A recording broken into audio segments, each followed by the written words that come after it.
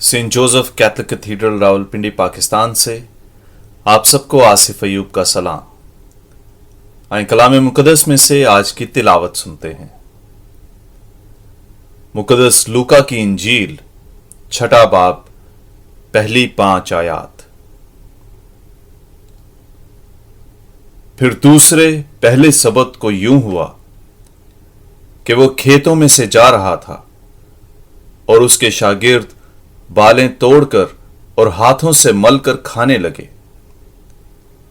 तब फरीसियों में से बाज उससे कहने लगे, तुम क्यों वो काम करते हो जो सबत को करना रवा नहीं? यसु ने उनके जवाब में कहा, क्या तुमने नहीं पढ़ा कि जब दाऊद और उसके साथी भूखे थे तो उसने क्या किया? वो क्यों कर खुदा के घर में गया और नजर की रोटियां लेकर, जिनका खाना काहिनों के सिवा और किसी को रवा नहीं, खाई और अपने साथियों को भी दी। फिर उसने उनसे कहा कि इब्ने इंसान सबत का भी मालिक है। इंजील मुकद्दस के वसीले से हमारी खताएं मुआफ की जाएं। ऐ मसीह तेरी सिताइश हो। आमीन।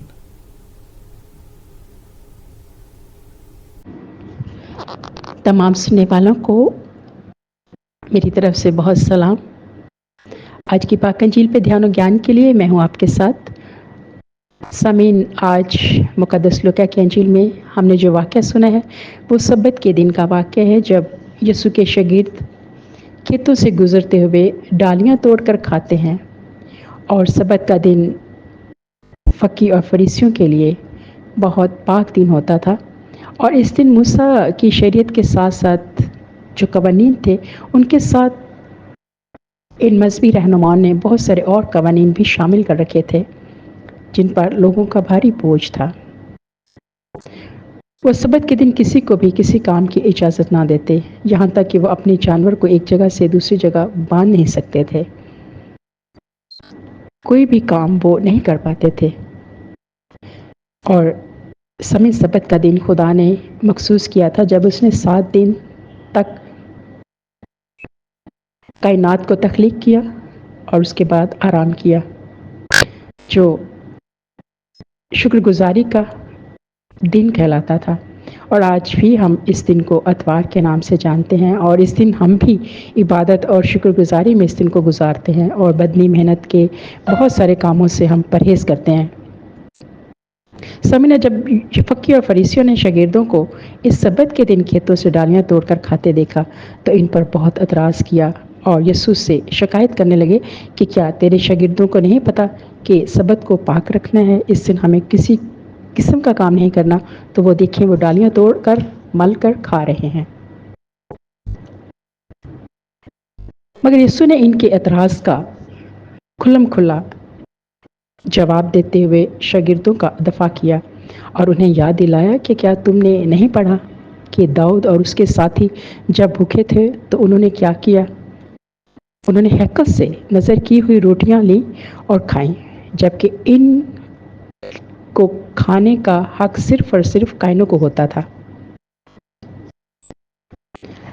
ये खास रहम का मौका था जब यीशु ने उन पर जाहिर किया, उन्हें ऐलान किया कि इब्ने इंसान सबत का भी मालिक है, और वह इन पर बेचा और नाजायज़ कवानीन को अपनाने नहीं बल्कि खुदा बाप का इंसान से प्यार, उसका रहम और माफ़ी लेकर आया है।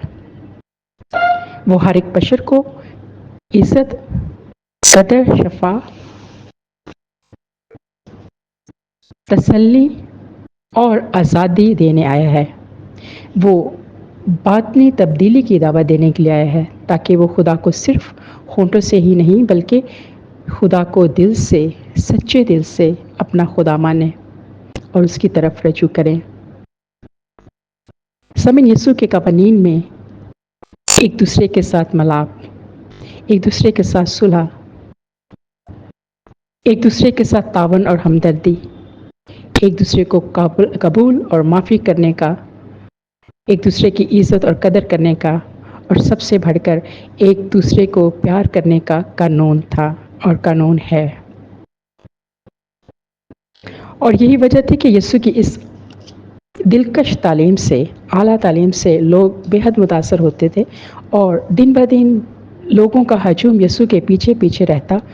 اور یہی لوگ جو یسوع کے پیچھے جاتے تھے اور یسوع کی تعلیم کو پسند کرتے تھے، سنتے تھے، تو فقیر اور فریسی گھبرانے لگے. انہیں یسوع ایک خطرہ محسوس ہونے لگا کہ یہ تمام کے تمام لوگ تو یسوع کے پیچھے چل پڑے ہیں، تو کون ان کی بات سنے گا، کون ان کے قوانین پر عمل کرے گا. پیارے سامعین، آج کا یہ کلام ہمیں بہت اہم باتیں سکھاتا ہے.